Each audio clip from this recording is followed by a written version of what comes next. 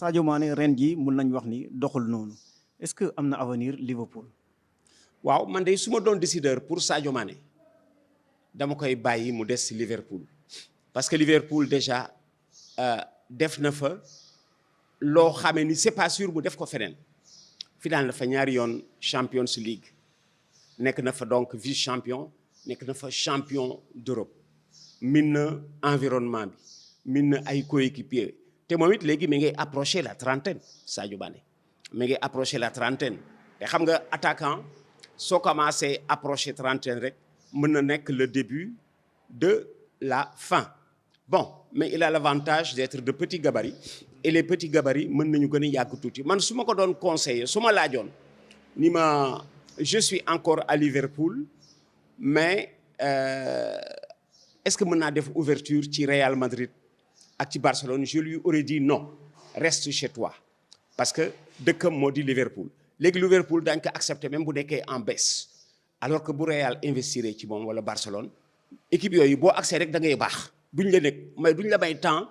pour ngay defaru dañuy def ci yow xaalis bu toll ni que boo accès rek war nga baax moo tax son futur c'est encore Liverpool ba dem nag toll fu nga xamee ni après su fa jógee te bu jógee Liverpool liy baax ci moom dootul nekk équipe bu standingu à Real Madrid ay Barcelone bu jógee Liverpool dafa war dem ci beneen niveau bu nga xamee ni un tout petit peu moins relevé que ceux de Liverpool Barcelone ou Real Madrid équipe bu gën a suufee ñooñu su jógee Liverpool équipe boobu moo war gën baax ci moom ñu gën a suufee ñoo xamee ni seen ambition moo di se donner encore une identité pas tout de suite de gagner la Ligue des Champions mais pour le moment li gën ci moom dëgg mooy Liverpool parce que léegi dëgg daan nit ki fi mu nekk feeñ fa mu jikk pourquoi changer dafay des su fa desee lay gën a baax ci moom et mën na rebondir parce que feewu carrière léeg-léeg dana am benn baisse bu profonde mais di nga génnaat tuuti gisoo kii Cristiano Ronaldo qui est plus âgé que Sadio Mané connaître na fi début de baisse au Real Madrid bi mu demee à la Juventus génnaatoon na tuuti léegi nag c'est vraiment le début presque de la baisse totale du côté de Cristiano Ronaldo parce que nag bon carrière dafay jeex te la trentaine passée c'est le début de la fin Sadio Mané foofu la toll ba tax na man de su ma laajoon ma ne que desal Liverpool te boo fa day jógee bul wuti équipe bu standing da ngay wuti équipe bu nga xamee ni dañuy wut rek exister ci échiquier yi parce que feneen foo dem rek dañ lay taxawu pour tout de suite résultat. ce qui gis nañu ñu ngi gën a wone seen bopp ci football surtout Mahrez ak niveau bi mu toll nii kan nga yaakaar ni moom mun a nekk champion d'Afrique surtout ci Ballon d'Or bi. mais tudd nga presque parce que je disais tout à l'heure Mahrez pour sa saison mu ngi nii di finale Ligue des Champions te soo ma laajoon pronostic ma ni la war na ko mën gagner. On va assister presque en même temps à la finale du Ballon d'Or africain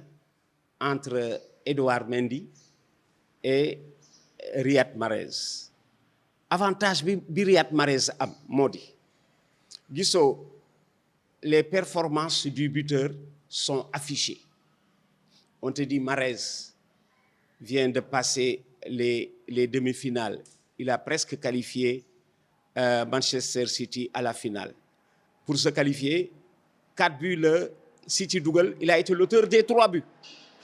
Moom Riyad Mahrez. Donc ses performances sont affichées. Le gardien de but, ses performances ne sont jamais affichées. Jamais. Combien sont-ils de gardiens de but dans le monde yu mérité woon ñëw Ballon d'Or dégguñ ko dégguñu Ballon d'Or parmi lesquels gardien wu Juve bi nga xam ni jaar na fi Paris Saint-Germain delluwaat Juventus léeg-léeg tur bi dama koy xaw fàtte Buffon voilà Gianluigi Buffon parmi lesquels Buffon Manuel Neuer au plus profond de sa splendeur dañ ko fàtte jox Ballon d'Or parce que ces 2 dernières années Neuer ku ko joxoon Ballon d'Or kenn du wax dara alors ce sont les performances du gardien de but qui ne sont pas affichées léegi nag bu dee am finale entre Mahrez ak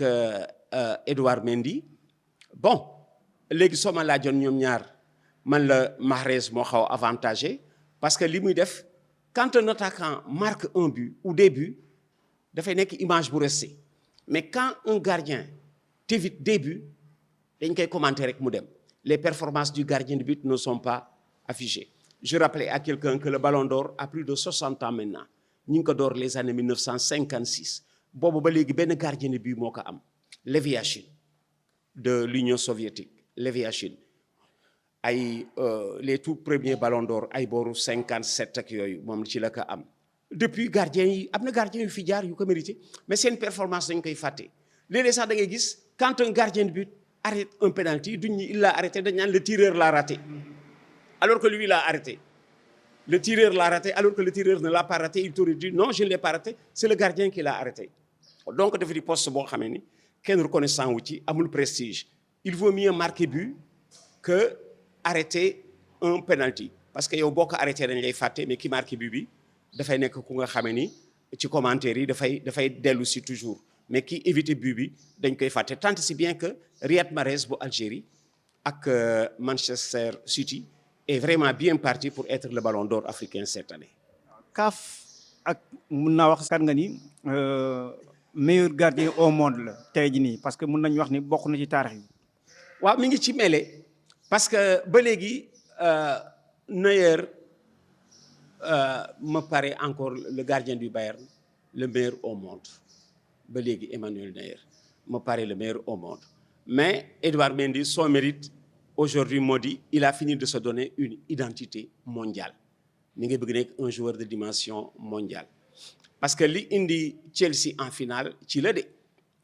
bon mais du gaaw feeñ parce que ses performances ne sont pas affichées gisoo on parle des buts qui ont été marqués hier mais contre Real il a évité presque 2 buts à Chelsea 2 buts waaw voilà il a évité presque 2 buts yoo xamee ni bare na gardien yu koy jël bon léegi il a le mérite d'être là et de donner une identité aux footballeurs sénégalais kooku ñuy wax naan mën na nekk meilleur gardien au monde moom la réewam amul terrain moom la dëkkam amul terrain alors fu mu jaar ba nekk loolu ci biti la jaar pas au Sénégal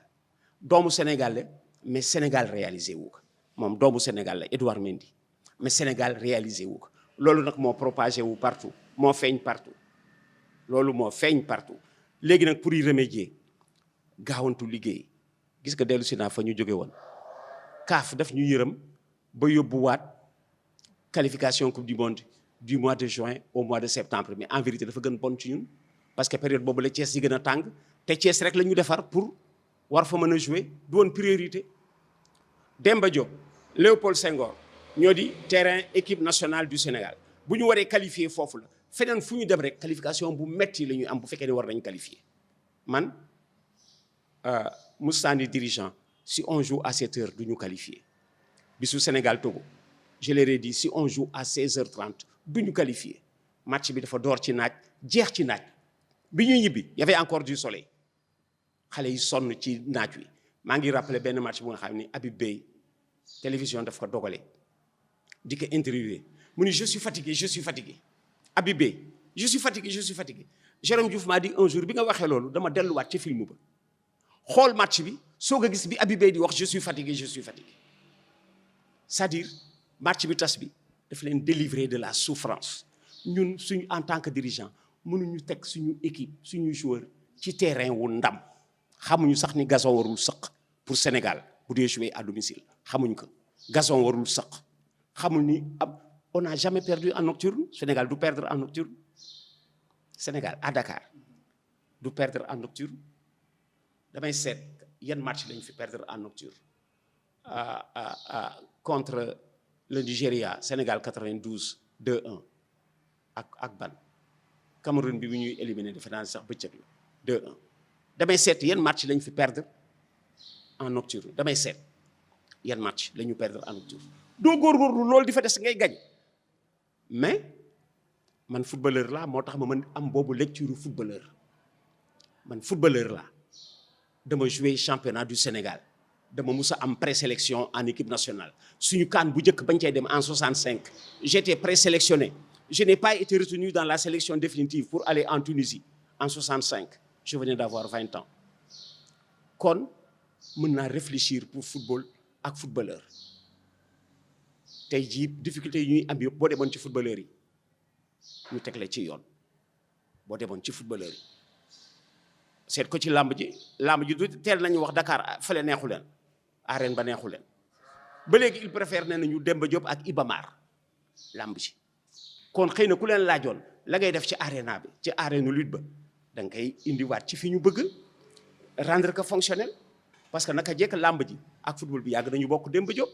boo defaroon Demba Diop ñu continuer di ko bokk di abalante ay dimanche surtout nga xam ne làmb ji ils ne sont pas envahissants c'est peut-être un grand combat tous les 3 mois 4 dans l'année non on s'est trompé dañu mel ne que ku doon ku julli jublu wala penku ñun loolu lañ ñuru waaw yàlla nag ci yërmandeem mën nañu jéggal julli jublu loo penku yàlla dana ko nangu ci yéene bi mais dañu mel ne que kuy julli jublu loo penku parce que ñi war teg football bi ci penku kenn consulté wu leen